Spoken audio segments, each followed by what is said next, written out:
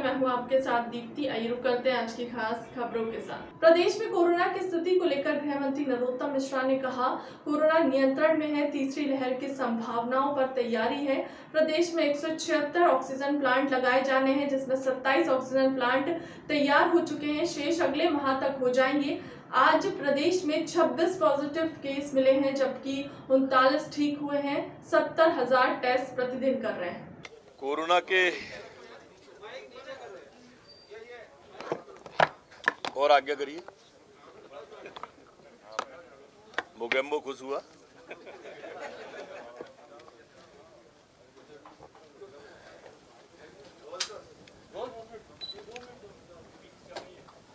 Corona पे लगातार नियंत्रण सरकार रखे हुए है। कल स्वयं मुख्यमंत्री जी ने विस्तार से कोरोना की समीक्षा की। तीसरी लहर के पहलुओं को भी छुआ और तीसरी लहर की तैयारियों की भी समीक्षा की। ऑक्सीजन प्लांट प्राथमिकता पे रखे। 27 ऑक्सीजन प्लांट हमारे लग चुके हैं। आने वाली 15 तारीख तक इतने लग जाएंगे और अगस्त माह तक हम लगभग पूर्णता की ओर होंगे। 176 कुल ऑक्सीजन प्लांट हमें लगाना। अभी हमारे लगभग जिले पूरे कंप्लीट कर लिए गए हैं। मेडिकल कॉलेज कंप्लीट कर लिए गए हैं।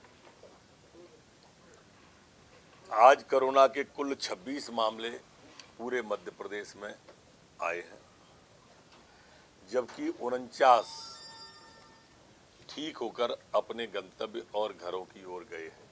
चिकित्सा शिक्षा मंत्री विश्वास सारंग ने कहा, प्रदेश में कोरोना की स्थिति ठीक हो रही है। आज के सिनेमा घरों को 50% के साथ खोला है। रेस्टोरेंट 100% के साथ। बाजार 10 बजे रात तक खुल सकेगा। जनसंख्या नियंत्रण को कानून के दायरे में आना चाहिए। जनसंख्या बढ़ेगी तो आने वाली पीढ़ियों को मुश्किलें होंगी। कांग्रेस हर मुद्दे को जाति धर्म की आड़ लेकर काम करती है।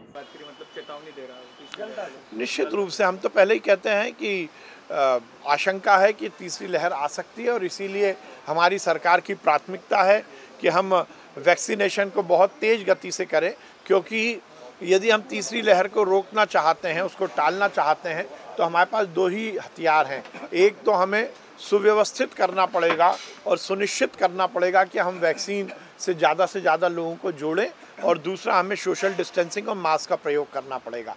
पर यदि तीसरी लहर आती है तो हमारी सरकार की पूरी तैयारी है। माननीय मुख्यमंत्री जी के नेतृत्व में हमने तीसरी लहर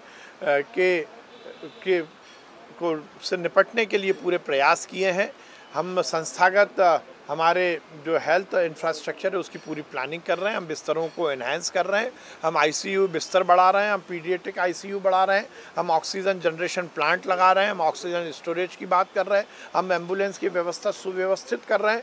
हम ये सुनिश्चित कर रहे हैं कि हमारे हेल्थ वर्कर की ट्रेनिंग हम समयबद्ध सीमा में कर सकें।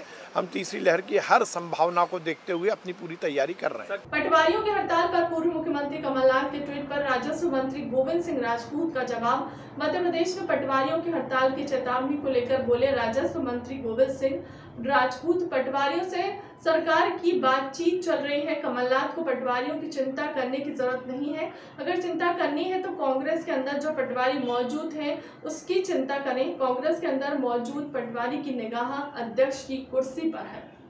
बसों का मार्ग अभी तो खोल दिया गया है।